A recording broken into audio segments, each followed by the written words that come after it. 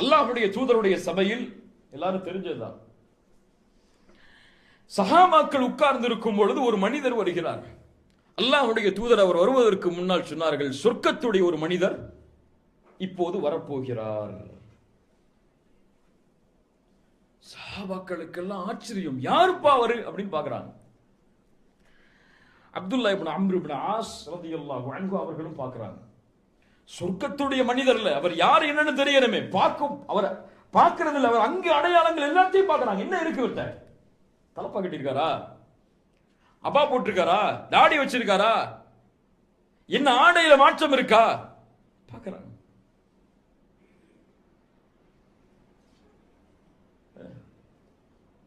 அப்துல்லா இப்னு அம்ர் இப்னு as சொல்றாங்க, அவரை நான் பார்த்தேன், அவருடைய தாடியிலிருந்து தண்ணீர் சொட்டுகள் வடிந்து கொண்டிருந்தது. எப்ப சொர்க்கத்துக்கு போறவர் அப்துல்லா இப்னு அம்ர் இப்னு ஆஸ் எதையும் பார்க்கறாங்க, உடம்புல ஏதாவது மாற்றம் இருக்கா, அந்த தாடியில தண்ணி வடிகிறது கூட நோட் பண்றாங்க. ஏன், அவங்களுக்கு எது தேவை, அவர் இல்ல, சொர்க்க போறாரு. அவர் என்ன செஞ்சாரு?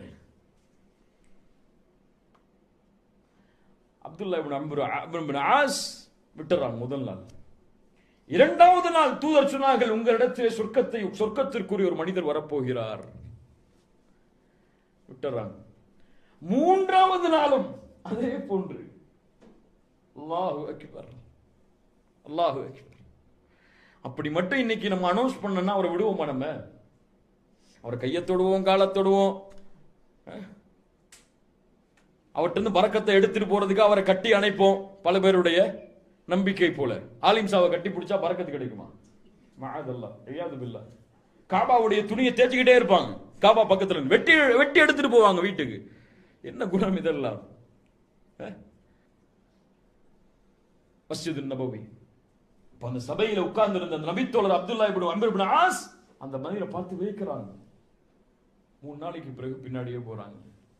எனக்கும் எங்க அத்தாக்கும் சண்டை, எனக்கும் எங்க வீட்டுல எங்க அப்பாவுக்கும் சண்டை. 3 நாள் வரக்கூடாதுன்னு சொல்லிட்டாங்க எங்க அத்தா. உங்க வீட்டுல தங்கிக்கட்டுமா? சஹாபாக்கள் மறுப்பாங்களா? ஏன்னா முஹாஜிர்களை யாருன்னே தெரியாம வீட்டுல பாதி சொத்தை கொடுத்து வச்சிருக்காங்க. 3 நாள் தங்குறதுக்கு மறுப்பாங்களா? வாங்க தங்கிக்கோங்கட்டாங்க.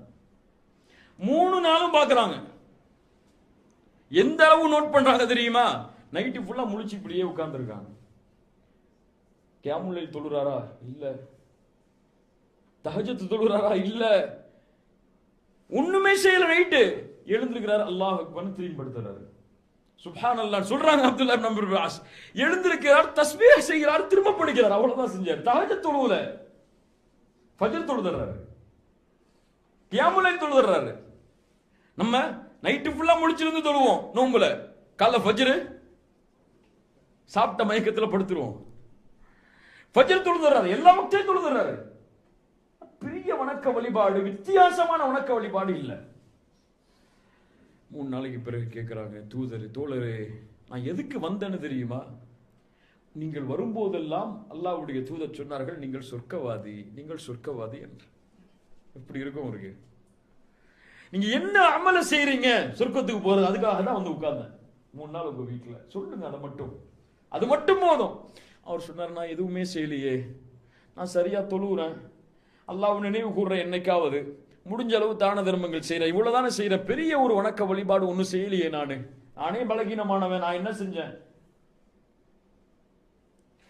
சோகத்தோடு அப்துல்லா இப்னு அம்ர் இப்னு ஆஸ் அப்படி கதவை நோக்கி போறாங்க.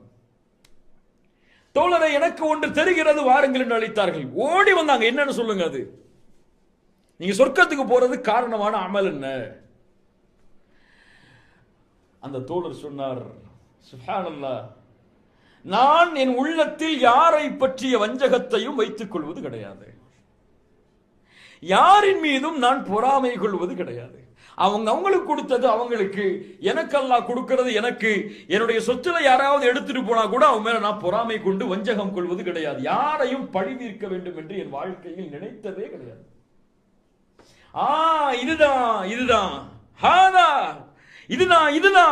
இதுதான் உங்களை சுருக்கத்துக்கு போக வச்சது. சுப்ஹானல்லாஹ். இப்ப இன்னைக்கு முடிவெடுங்க, இங்க முடிவெடுங்க.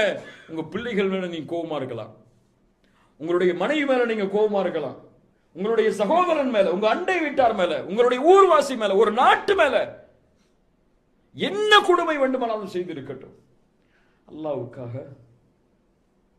போங்க, மன்னிச்சிடலாம். எதை வேண்டுமானாலும் எடுத்துரு என்னிடத்திலிருந்து. எனக்கு ஒரு ட்ரெஸ் தான், என் சொத்தை எல்லாத்தையும் எடுத்துட்டு போயிட்டேன், பரவாயில்லை, அல்ஹம்துலில்லாஹ். அல்லாஹ் எனக்கு கொடுத்தது என் கதர்ல இவ்வளவுதான் இருக்கு, மிஞ்சிருச்சு, உனக்கு உள்ளதுன்னு எடுத்துட்டு போயிட்ட, அல்லாஹ் உன்னை மன்னிக்கட்டு போ என்ற மனப்பக்குவத்திற்கு நாம் வந்தால்தான் முஹ்சின் முத்தகி. அது வரைக்கும் நீங்க தொழுவுங்க, ஜக்காத்து கொடுங்க, ஹஜ்ஜு செய்யுங்க, என்ன வேணாலும் செய்யுங்க, அவனை பார்த்தா எனக்கு பிடிக்காதுங்க, அவன் முகத்தை பார்க்க நான் விரும்பல இப்படின்னு இருந்தீங்கன்னா எப்படி சொர்க்கத்துக்கு போவீங்க? எந்த சொர்க்கம் உங்களுக்கு இருக்கு மறுமையில? அவனை பார்க்க விரும்பல, அவன் என் பக்கத்தில் உட்காரக்கூடாது, அவன் என்னோட பேசக்கூடாது, அவனுக்கு சலாம் சொல்ல வேண்டிய அவசியம் எனக்கு கிடையாது, அவன் சொல்லட்டும் என்கிட்ட என்ற தன்மையோடு வாழ்ந்து கொண்டிருந்தால் என்ன வேணாலும் இருங்க, என்ன தோற்றத்தில் வேணாலும் இருங்க, என்ன வேணாலும் பேசுங்க, எவ்வளவுதான் வேணாலும் செய்யுங்க, மறுமையில நிறுத்தப்படும் போது தெரியும் அந்த ஒரு பாவத்துடைய விபரீதம் என்னன்னு.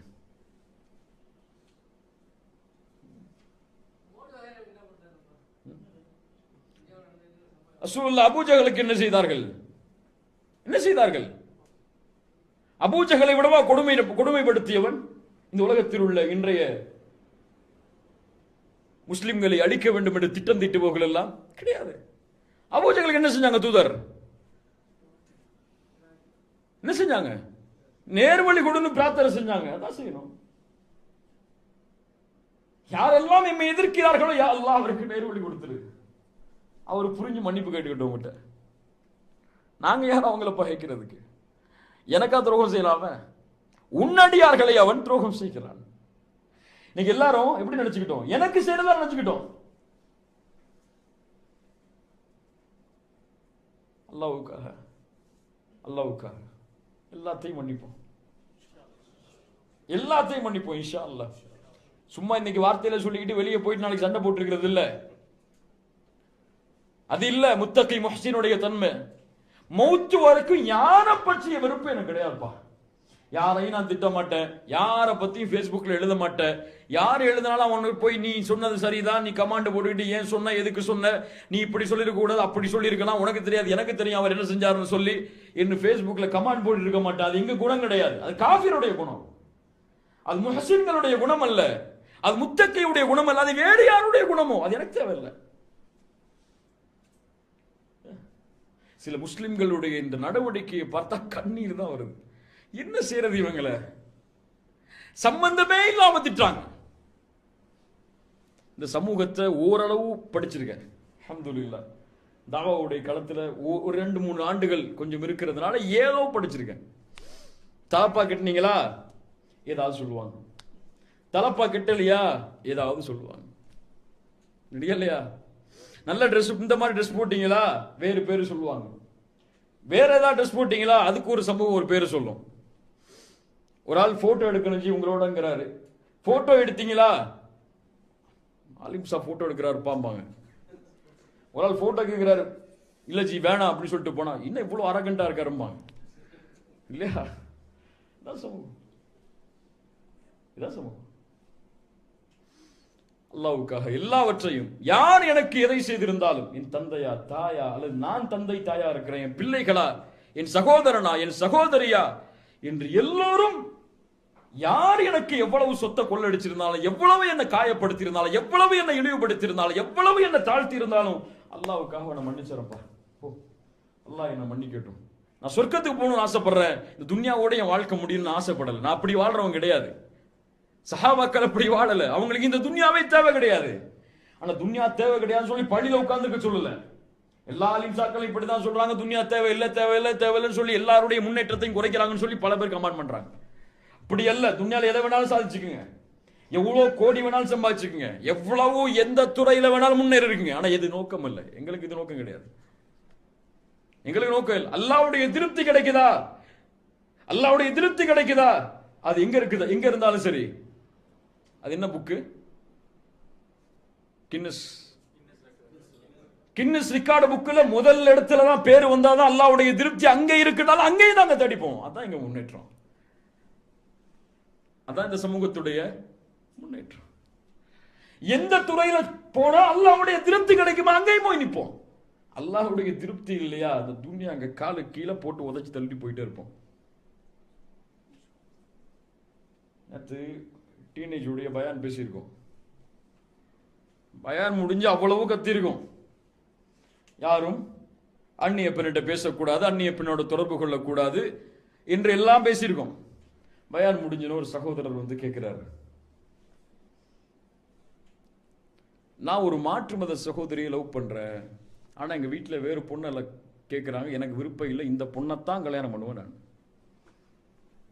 என்ன கேட்கிறாரு, இந்த பொண்ணைத்தானா திருமணம் செய்வேன், வேற யாரையும் திருமணம் செய்ய மாட்டேன். நான் கேட்டேன், ஒரு மாற்று மத சகோதரி, இல்லை ஜி எனக்கு வேற யாரையும் திருமணம் செய்ய விருப்பம் இல்லை. அவருக்கு என்ன பெருசா தெரியுது இந்த துன்யால?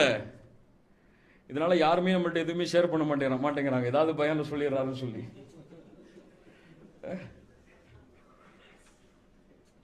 பாடத்திற்காக சொல்லி அல்லாஹ் அவரை மன்னிக்கணும், அவர்கள் அறிவுரை செஞ்சேன். ஆனால் யோசித்து பாருங்கள், அவருடைய நினைப்பு என்ன இருக்கு அதுக்கு மேலையும். எப்படி அது கிடைக்கும் எனக்கு? அதான் இந்த துன்யால என்ன போனாலும் பரவாயில்ல, அது கிடைச்சா போதும் எனக்கு. ஆனால் ஒரு முஸ்லிம் முஹ்சின் என்ன எப்படி இருக்கணும்? எதை இழந்தாலும் பரவாயில்லை, துன்யால எனக்கு அது கிடைச்சா போதும். இது ஜன்னா, அல்லாஹ்வுடைய பொருத்தம். என்னை மன்னிக்கிறதுனால எனக்கு அது கிடைக்குதா, அல்ஹம்துலில்லாஹ், போ உன்னை மன்னிச்சிடுறேன், நாளைக்கு வா உனக்கு நான் முதல்ல சலாம் சொல்றேன். இந்த பண்பு தான் முஸ்லிம்களுடைய பண்பு. உலகத்தை ஈமானின் பக்கம், இஹ்சானின் பக்கம், இஸ்லாமின் பக்கம் அழைப்பதற்கு நீங்க ஒன்றும் பயான் பண்ணிட்டு தெரிய தேவையில்லை. எல்லாரும் குத்துவா மேடையில வந்து நின்று பயான் பண்ணுங்கன்னு யாரும் உங்களை அழைக்கல. ஒவ்வொருவரும் பெரிய தாய் எதுல? உங்க குணத்துல காட்டுங்க. அதை இஸ்லாம் அதை நோக்கி வரும், உலகம் அதை நோக்கி வரும். அழகான மார்க்கம் இது. ஆனால் இந்த அழகு மறைக்கப்பட்டு ஏதோ சில முகங்கள் மட்டும்தான் வெளியே தெரிகிறது.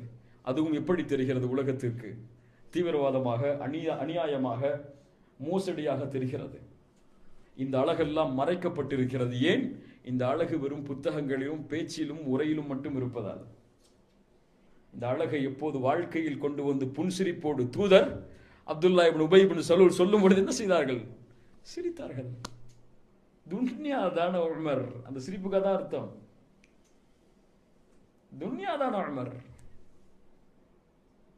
அல்லாஹ் ரப்புல் ஆலமீன் நமக்கு புரியக்கூடிய ஆற்றலை தருவானாக.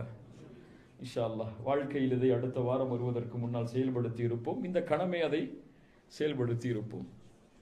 எல்லாரையும் மன்னிப்போம் இன்ஷா அல்லாஹ். இர்ஹமு மன் ஃபில் அர்தி யர்ஹமுக்கும் மன் ஃபிஸ் ஸமா. நான் மன்னிச்சா அல்லாஹ் என்ன மன்னிப்பான், அவ்வளவுதான். மன்னிச்சா அல்லாஹ் எனக்கு சொர்க்கம் கொடுப்பான், அவ்வளவுதான். எதுக்காகவும் அவனை மன்னிக்கல, இதை தவிர. அல்லாஹ் ரப்புல் ஆலமீன் நாம் நினைப்பதை எமக்கு அல்லாஹ் தருவானாக. இது வாழ்க்கையில் செயல்படுத்துவதற்கு அல்லாஹ் எமக்கு எளிதாக்குவானாக. கஷ்டம்தான். ஹுலிக்கல் இன்சானு தஈஃபா, பலகீனம் இருக்கும், உள்ளம் கவலையால் வாடும். ஒருவருடைய வார்த்தையை கேட்கும் போது பரவாயில்லை, அல்லாஹ்வுக்காக பொருத்தி கொள்கிறோம், அல்லாஹ்வுக்காக மன்னிக்கிறோம். இன்ஷா அல்லாஹ் இதான் எங்கள் முடிவு, இதான் எங்களுடைய நோக்கம். இப்படித்தான் மரணம் முறை இருப்போம். காலையில் எழுந்திருக்கும் போதும் எல்லார் மேலையும் நல்லெண்ணம், மௌத்தாகும் போதும் எல்லாரும் மேலையும் நல்லெண்ணம். அல்லாஹ் நாளை மறுமையில் எங்களை நல்லெண்ணங்களோடு விசாரணை இல்லாமல் அழைத்து செல்வான்.